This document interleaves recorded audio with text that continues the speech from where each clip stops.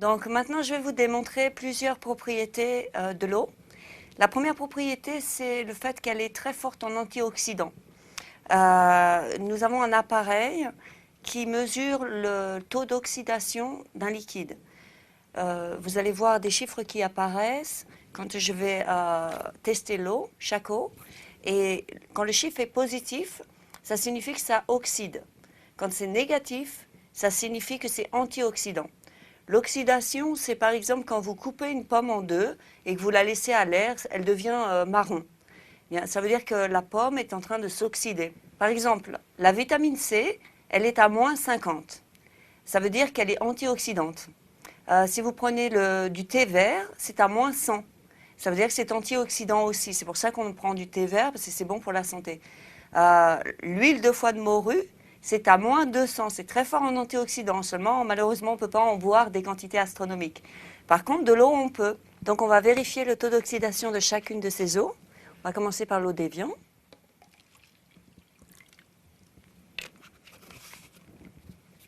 Aquafina, c'est une eau qui est faite par Pepsi Cola.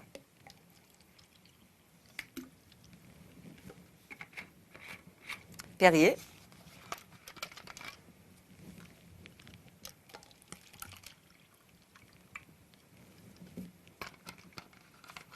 Du Sprite. Alors on utilise Sprite parce que c'est transparent, mais c'est vrai pour tous les sodas comme Coca-Cola, etc. Propel, c'est une eau en fait qui est recommandée pour les sportifs. Je pense que vous avez l'équivalent en France. Vous allez voir que ce n'est pas vraiment recommandé. Ça, c'est de l'eau du robinet. Et ça, c'est notre eau Kangen.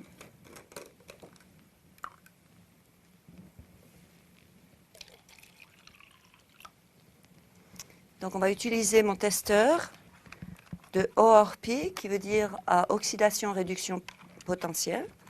Donc, on va vérifier l'eau d'Évian, qui est dans les positifs, à 197, 200. Aquafina, qui est à 180, 200, plus de 200. Aquafina, elle est fabriquée par Pepsi Cola. Perrier, 270 et qui continue à monter. Le Sprite, alors le Sprite, ça représente tous les sodas, qui a 336, 37 et qui monte. On utilise le Sprite parce que c'est transparent pour les tests suivants, ça va être plus pratique.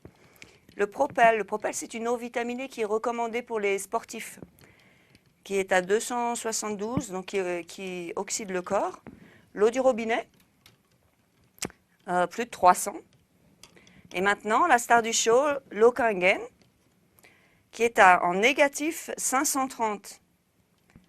C'est très très élevé en négatif. Et c'est la raison pour laquelle, en fait, cette machine a été reconnue comme appareil médical au Japon, grâce à cette propriété seulement, qui est très très très forte en antioxydants. Donc maintenant, on va vérifier une autre propriété de l'eau, qui est qu'elle est très forte en alcalinité. Pour ça, on utilise un testeur de pH qu'on peut utiliser pour tester l'eau de sa piscine. Et donc, on va mettre 2-3 gouttes. Donc ça, c'est l'eau d'Évian. Aquafina. Perrier. Sprite. Propel. L'eau du robinet. Et, encore une fois, la star du show, qui est l'eau Kangen. Donc, comme vous pouvez le voir, certaines eaux sont plus alcalines que d'autres. Par exemple, on voit que l'eau d'Évian, elle est neutre en fait, elle est aux environs de 7. Donc c'est pas trop mal. Aquafina est acide. Le Perrier est acide aussi. Évidemment, le soda est très acide. Propel, très acide. L'eau du robinet, en fait, il la rend alcaline grâce à un produit chimique, en fait, parce qu'ils sont obligés ici aux États-Unis de mettre des produits chimiques pour la rendre alcaline. Et ils font ça pour protéger leurs tuyaux. Et voici l'eau Kangen qui est très violette et donc excellente pour la santé.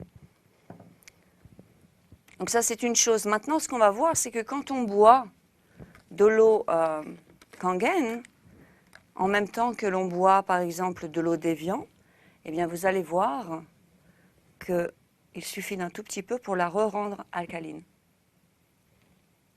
On va essayer avec la Aquafina. Vous voyez, un tout petit peu, et elle redevient alcaline.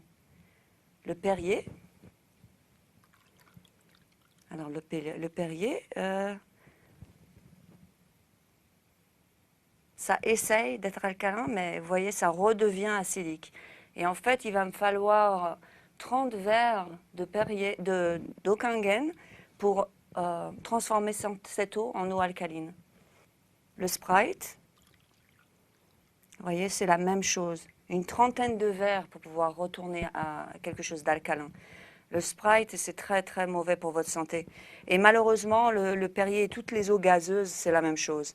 Maintenant, l'eau qui est censée être recommandée pour les sportifs, ben, vous voyez, c'est exactement pareil que si vous buvez un soda.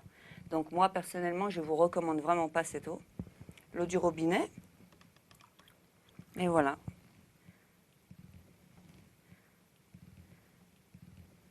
Donc maintenant, je vais vous démontrer une des propriétés de l'eau qui est qu'elle est micromoléculaire.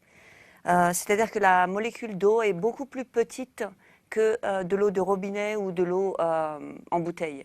Si par exemple vous imaginez un grillage et que le grillage c'est la peau d'une cellule et que vous essayez de faire pénétrer vos gouttes d'eau et que ces gouttes d'eau c'est des balles de tennis et vous essayez de les lancer contre le grillage, ben, ça ne va pas pénétrer. Par contre, si vous avez des billes et que vous essayez de les faire rentrer dans le grillage, eh bien cette fois-ci ça va pénétrer. Et en fait c'est ce qui se passe avec l'eau Kangen quand vous en buvez, ça va pénétrer toutes les cellules de votre corps, ça va complètement vous hydrater, etc. Et ça c'est grâce à cette propriété. Alors pour vous montrer ça, je vais vous montrer quelque chose qu'on fait avec des tomates. Alors, ce qu'il faut comprendre, c'est que la machine produit différents types d'eau. Et il y a un type d'eau qu'elle produit qui est une eau qui est très très forte en alcalinité. Elle est à 11,5. Alors cette eau, on ne la boit pas, mais on s'en sert pour, par exemple, pour nettoyer les légumes. Les légumes que vous achetez sont en fait pleins de pesticides et ils sont, c'est sur une base huileuse. C'est comme ça, quand il pleut, ils n'ont pas besoin de repasser les pesticides. Donc, quand vous les lavez avec de l'eau du robinet, eh bien, ça n'enlève pas l'huile parce que l'eau et l'huile, comme on le sait, ça ne se mélange pas. Donc ça, ce que j'ai mis là, c'est de l'eau du robinet parce que c'est avec ça, normalement, qu'on nettoie nos légumes. Et dans cette bouteille, j'ai de l'eau à 11,5. Donc, on va voir ce que ça fait comme différence quand on lave nos légumes avec cette eau. On va laisser ça reposer un petit peu. Et puis, je vais vous montrer exactement de quoi je parle quand je parle que cette eau a un pouvoir dégraissant incroyable. Donc, cette fois-ci, je vais utiliser de l'huile d'olive. Okay. Donc, je vais en mettre un petit fond dans chaque verre. Et on va donc vérifier que l'eau et l'huile, ça ne se mélange pas. Vous voyez, tout de suite, l'huile vient sur le dessus. Maintenant, quand on utilise cette eau à 11,5, vous allez voir ce que ça crée à l'huile.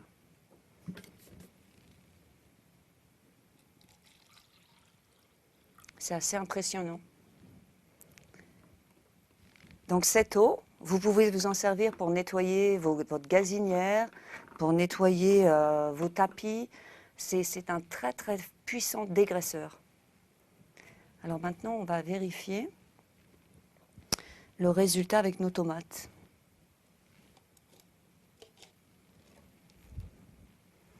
Je vais les mélanger un petit peu. Donc ça, c'était avec l'eau du robinet. Et ça, c'était avec l'eau Kangen. Donc si je vide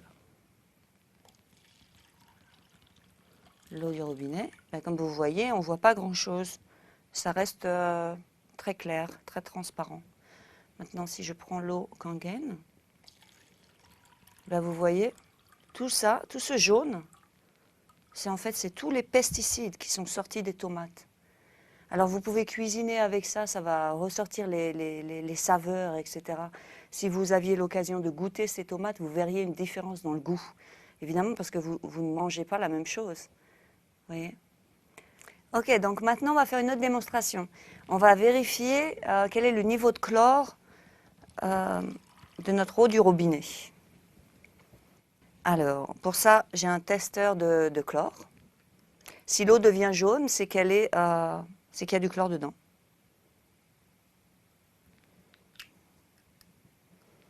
On va remuer et on va attendre un petit peu.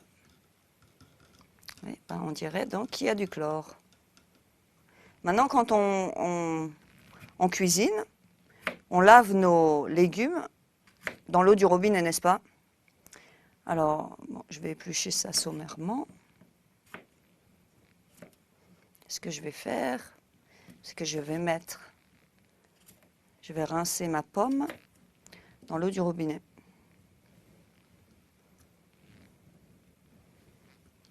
Et on va voir ce qui se passe. Donc, je rince ma pomme, n'est-ce pas? Et maintenant, on va voir ce qui se passe.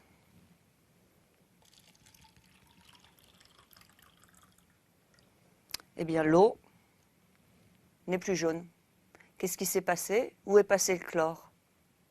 Mais en fait, ce qui se passe, c'est quand vous lavez vos légumes dans l'eau du robinet, ce qui se passe, c'est que les légumes absorbent le chlore. Alors, je vais revérifier l'eau pour être sûr qu'il n'y a plus de chlore et que ce n'est pas juste la couleur qui est partie.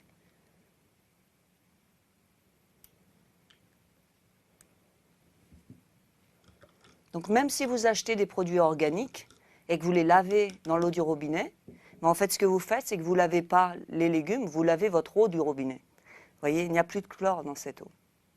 Donc, c'est pourquoi je vous conseille, quand vous nettoyez vos fruits et légumes, de les nettoyer avec l'eau que produit cette machine qui est à 11,5. Maintenant, je vais faire une autre démonstration en utilisant du thé vert. Et je vais utiliser l'eau Kangen pour faire du thé. Alors, en général, on a besoin d'eau chaude pour pouvoir faire du thé. Bien, parce que l'eau Kangen est micromoléculaire, et vous allez voir qu'elle va pénétrer dans le thé beaucoup plus facilement qu'avec de l'eau du robinet, par exemple. Donc, je vais prendre 2 sachets de thé. Et dans une, on va mettre de l'eau du robinet.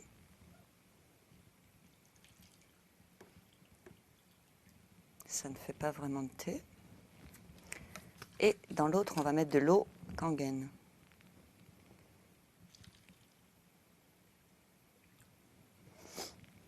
On va remuer un petit peu tous ces deux choses. Et vous voyez tout de suite la différence entre l'eau du robinet et l'eau Kangen. Alors, on va réessayer de refaire de l'eau avec ce thé qu'on a utilisé avec l'eau Kangen. On va utiliser l'eau du robinet. On va voir si on fait du thé. Eh bien non, on ne fait toujours pas de thé. Donc, je vais réutiliser, je vais prendre celui-là. Et je vais utiliser ça avec l'eau Kangen. Et vous voyez, je fais tout de suite du thé. Et je peux faire thé sur thé, je peux faire énormément de thé juste avec l'eau Kangen. Ce qui vous montre que l'eau, en fait, pénètre le thé et ça vous montre ce que ça fait dans vos cellules, en fait. Ça refait exactement la même chose. Et je peux faire jusqu'à 17 thés, je pense, juste avec un sachet.